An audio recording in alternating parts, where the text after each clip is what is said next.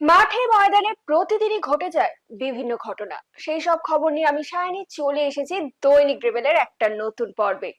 চলুন দেখে নি কি ঘটলো আজ। জয়ের খোঁজে মাঠে লাল হলুদ, সাংবাদিক সম্মেলনে দুই কোচ, কন্যাশ্রীর লড়াই, পঞ্চম ডিভিশনের বৈঠক আইএফএতে, শীর্ষে ওঠার লড়াইয়ে সবুজ মেরুনের সামনে শ্রীনিধি।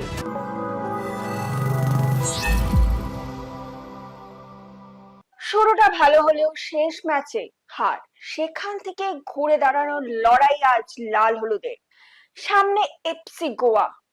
ম্যাচে কি হলো জেনে নেব মৌমিতার কাছ থেকে। যুবভারতী থেকে আমি মৌমিতা।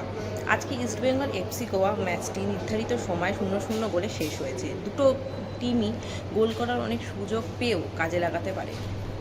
ম্যাচ শেষে সাংবাদিক সম্মেলনে দুই কোচ ও ফুটবলাররা কি বললেন তারা, চলুন শুনে নি।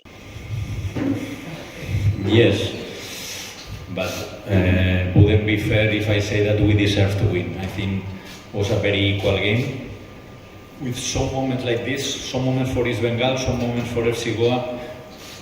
It's true that in the last moments we put Ravi because we knew that they needed to score, and Ravi is a very good player for the counter-attack.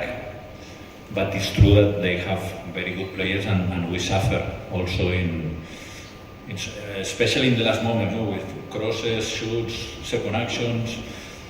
But I am very satisfied with the performance of our team, because I think that we compete very good. Good evening. Yes, it's true.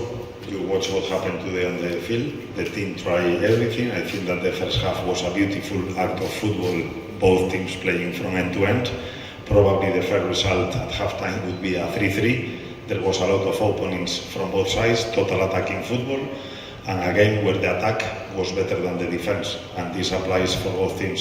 We were creating a lot of chances, but they were also punishing us in the first half. Probably in the second half, both of us, we took more precautions. The game started more close, more tactical. Slowly we were winning the battle in the midfield.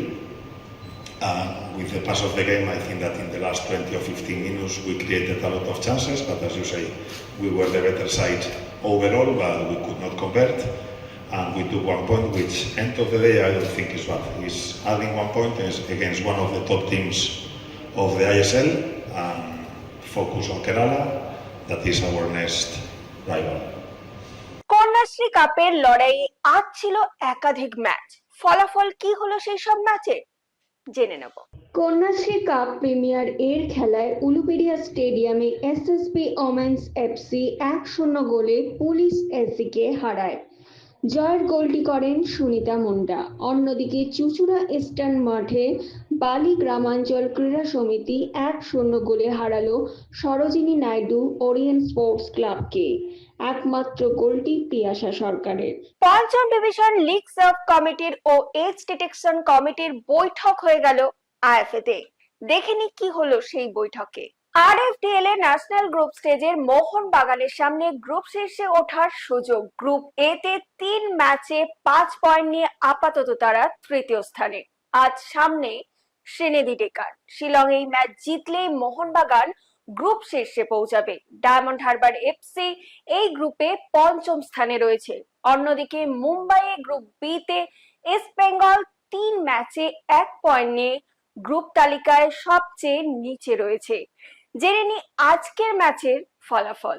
জিতলেই ছিল league টেবিলের শীর্ষে ওঠার সুযোগ, কিন্তু শিলংয়ে শ্রীনিধি ডেকান এফসির বিরুদ্ধে 2-2 গোলে ড্র করে মাঠ ছাড়লো মোহনবাগানের ফুটবলাররা। যারা আগ্রহী হয়ে থাকেন ফুটবল নিয়ে মগজাস্ত্রের খেলায় মেতে উঠতে, সময়টা কিন্তু এখন তাদেরই, কারণ এখন সময়টা মগজাস্ত্রের।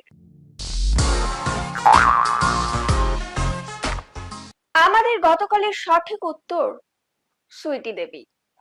আজকের প্রশ্ন, লাল হলুদ কোচ অস্কার ফুটবলার হিসেবে কোন ক্লাবে প্রথম খেলেন?